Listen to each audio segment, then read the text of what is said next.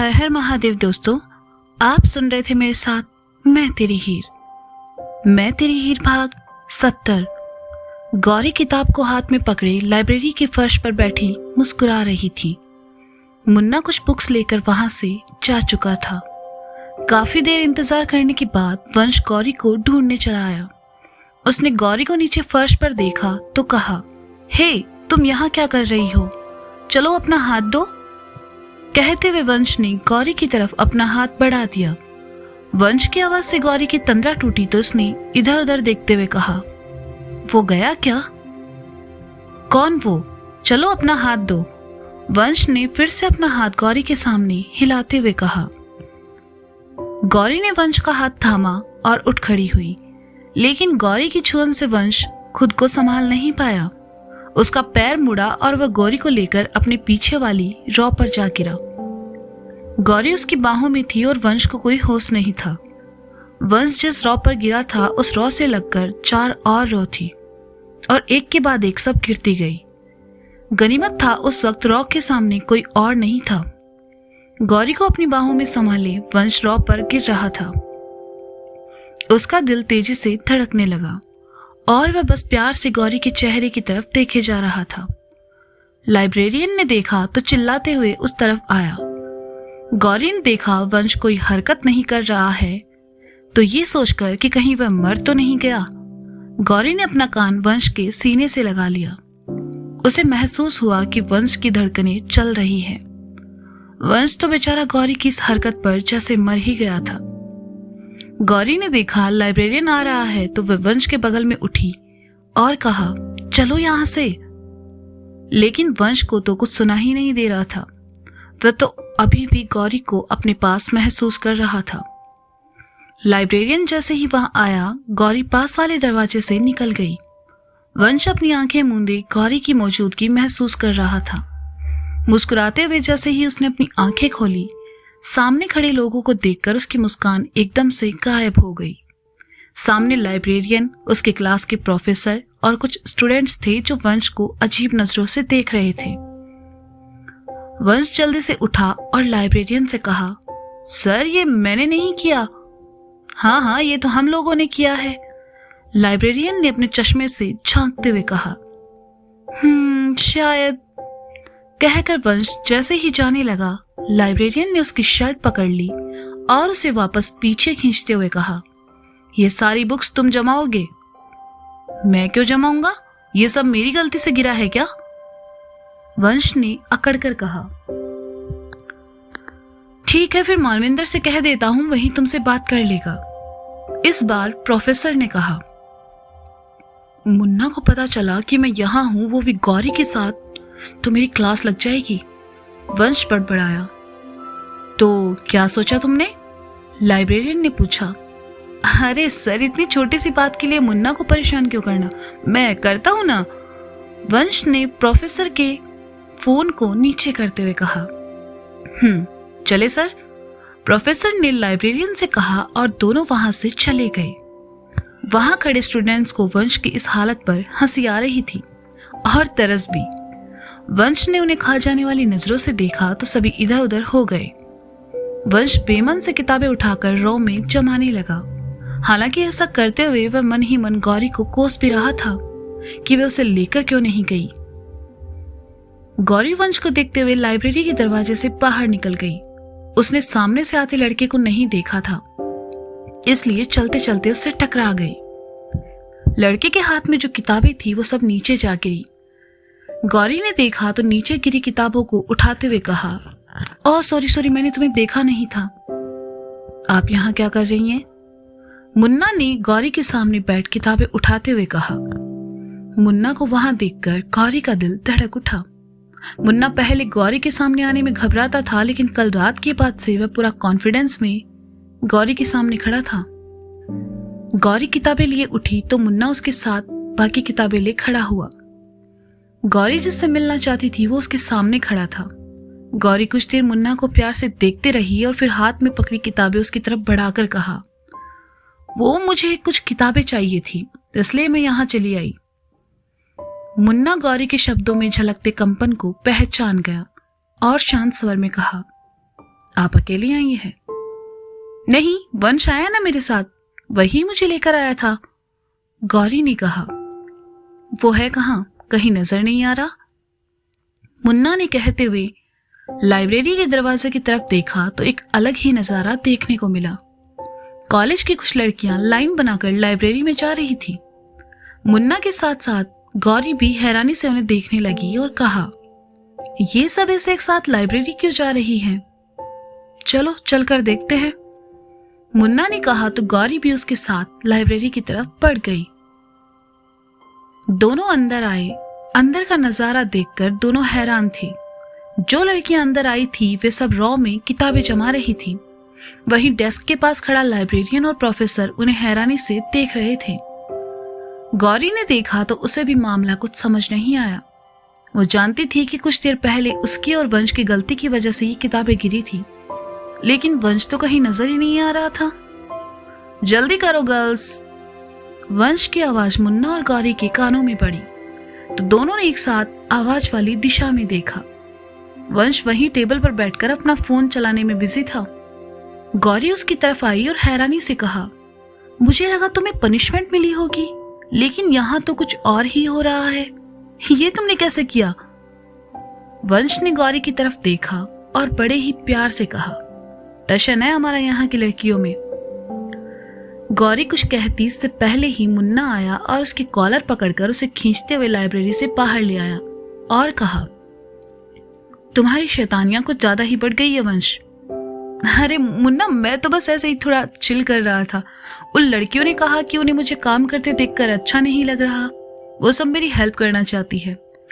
अब तुम तो जानती हो मेरा दिल कितना बड़ा है, वंश ने मुस्कुराते हुए कहा। हाँ, बहुत बड़ा दिल है तुम्हारा। कॉलेज का आखिरी साल है लेकिन तुम में कोई सुधार नहीं, मुन्ना ने कहा और उसकी कॉलर छोड़ दी। वंश ने अपनी शर्ट सही करते हुए कहा, वैसे तू सुबह सुबह क्या कर रहा है? कुछ बुक्स लेने थे इसलिए। गौरी, वंश से कहते हुए मुन्ना एकदम से गौरी की तरफ पलटा और कहा। हाँ, गौरी ने सक पकाते हुए कहा। जो चाहिए था वो मिला? मुन्ना ने पूछा। मुझे तो तुमसे ही मिलना था और तुम मिल गए, गौरी शर्माते हुए धीरे से बड़बड़ाई। वंश उसे देखने लगा तो गौरी ने अपनी बात संभालते हुए कहा, हाँ, नहीं मिला।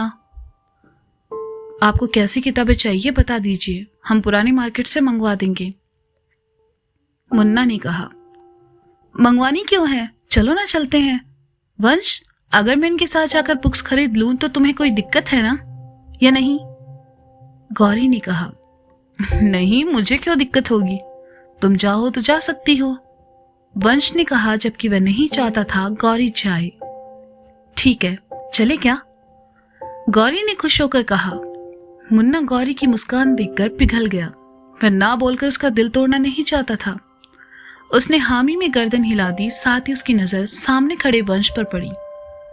वंश मुन्ना को देखकर मुस्कुराते हुए अपनी भवें उचका रहा था, जैसे मुन्ना को चिढ़ा रहा हो।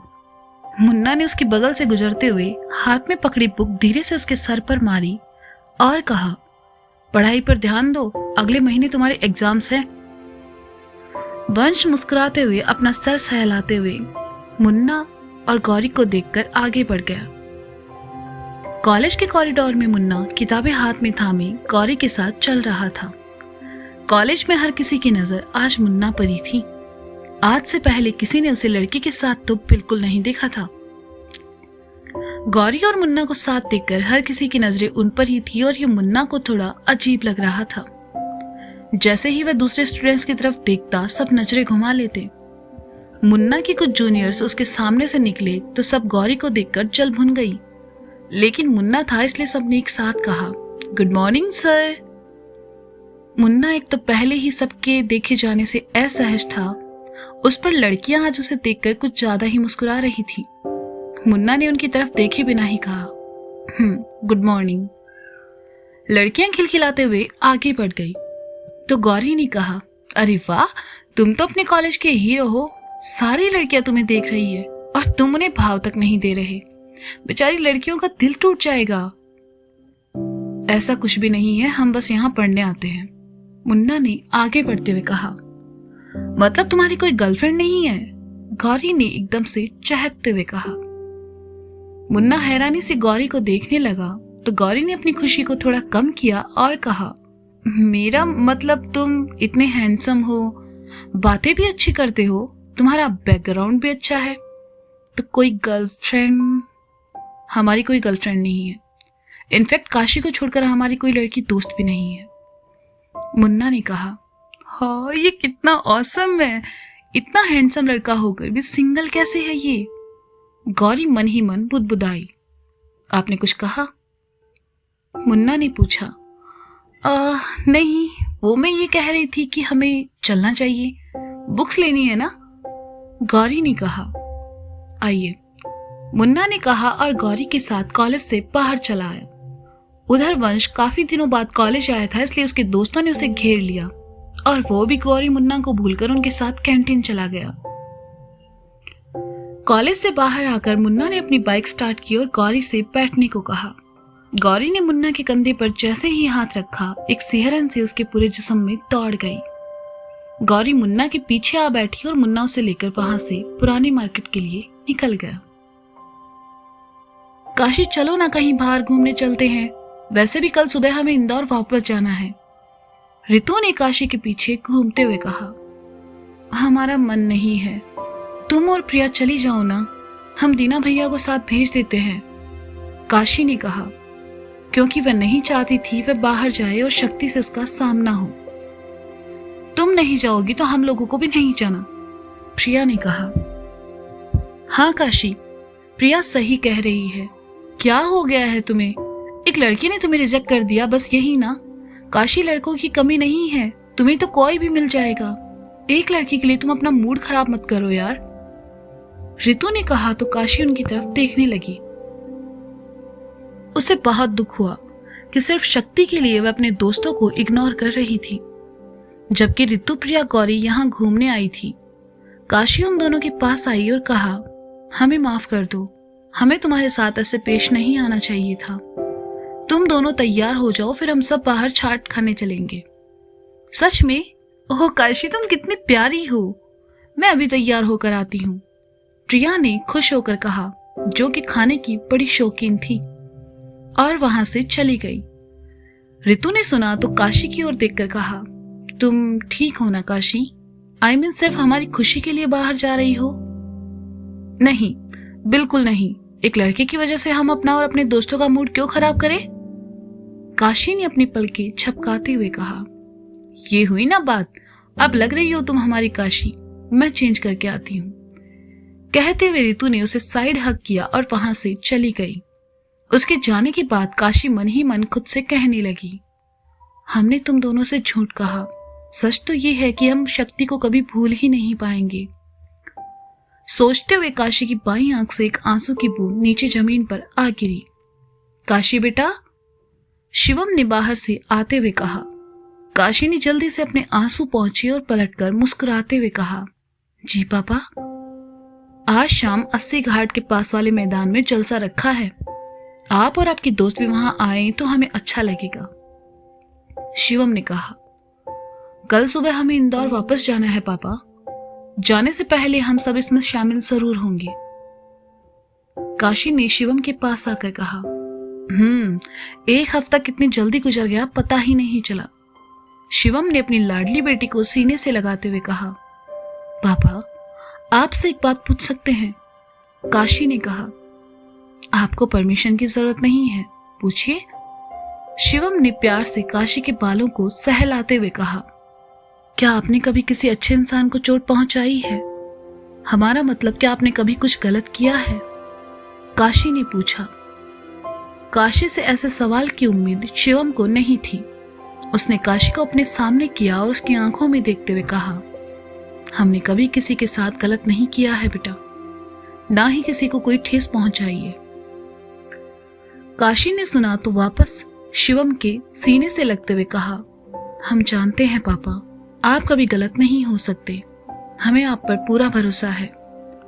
शिवम प्यार से काशी का सर सहलाने लगा और काशी मन ही मन खुद से कहने लगी, तुम गलत हो शक्ति, हमारे पापा ने तुम्हारे माँ बाप को नहीं मारा है। काश तुम हमारे पापा से मिले होते तो तुम जान पाते कि वो कितने अच्छे इंसान हैं। वो कभी किसी को चोट नहीं पहुंचा सकते। काश तुम ये समझ पाते। क्या बातें हो रही हैं दोनों बाप बेटी में? सारिका ने आते हुए कहा। पापा हमसे शिकायत कर रहे हैं कि आजकल आप उनका बिल्कुल ख्याल नहीं रखती हैं। काशी ने शिवम से दूर होकर कहा। हाँ शिवम जी, क्या सच में? सारिका ने शिवम की तरफ देखकर पूछा। हमारी बेटी कभी झूठ नहीं कहती। शिवम ने काशी की तरफ देखा तो काशी और शिवम दोनों हंस पड़े। सारिका भी समझ गई कि दोनों मिलकर उसकी टांग खींच रहे हैं। कुछ देर बाद काशी अपनी सहेलियों के साथ घूमने निकल गई और शिवम शाम के जलसे की तैयारी करने। राजन अपने घर के आंगन की खटिया पर उल्टा लेटा किसी सोच में डूबा हुआ था। भूषण बाहर से आया और पास पड़ी दूसरी खटिया पर बैठते हुए कहा, का हो भैया, किस सोच में डूबे हो? यार भूषणवा, हमने जो लेटर भेजा था उसका अभी तक कोनो जवाब नहीं आया। साले तुम वो लेटर को लेटर बॉक्स में डाले थे ना? राजन ने भूषण की तरफ पलटकर कहा। अरे भैया, तुम्हारी कसम लेटर डाल के आए हैं लेटर बॉक्स में, और जवाब का काशी खुद बनारस चली आई है, जे ही बताने आए थे तुमको। भूषण ने कहा, सच कह रहे हो? तुमने कहाँ देखा उसको? राजन के चेहरे पर खुशी जगमगाने लगी। उसने उठकर बैठते हुए कहा, थोड़ी देर पहले ही रिक्शा में देखे थे। उनके साथ 2 शहरी मैम भी थी। जिस टॉप में का लग रही थी एकदम बवाल। भूषण ने आंखों में चमक भरते हुए कहा, अरे यार, दिल खुश कर दिए तुम तो ये बता के। काशी पक्का हमरे लिए ही बनारस आई होगी। कहते हुए राजन उठा और खुशी से झूमने लगा। लगता है राजन भैया पगला गए हैं ससुरी के प्यार में। भूषण भी उठ खड़ा हुआ। दोनों खुशी मना ही रहे थे कि अगले ही पल जीप आकर चौक में रुकी। प्रताप के कुछ आदमी उतरे और उनके साथ ही उतरा शक्ति, जिसे वो लोग पकड़कर लाए थे। प्रताप अपने घर के ऊपर वाले बरामदे में खड़ा पान चबा रहा था। शक्ति को देखकर उसने पीक थूकी और नीचे आते हुए कहा, लेकर आओ साले को अंदर। हमारे टुकड़ों पर पड़ने वाला हम ही को काटने चला था। राजन और भूषण ने सुना तो दोनों एक दूसरे की तरफ देखने लगे। प्रताप के आदमियों ने शक्ति को पकड़कर घुटनों के बल प्रताप के सामने ला पटका। तो दोस्तों, ये था मैं तेरी हीर भाग 70। इसका अगला भाग आप जल्द ही सुनेंगे मेरे साथ। तब तक के लिए, क्या गौरी को लेकर वंश और मुन्ना में होने वाली है तकरार? क्या काशी भूल पाएगी शक्ति को? आखिर प्रताप क्या करने वाला है शक्ति के साथ? जानने के लिए सुनते रहिए मैं तेरी हीर।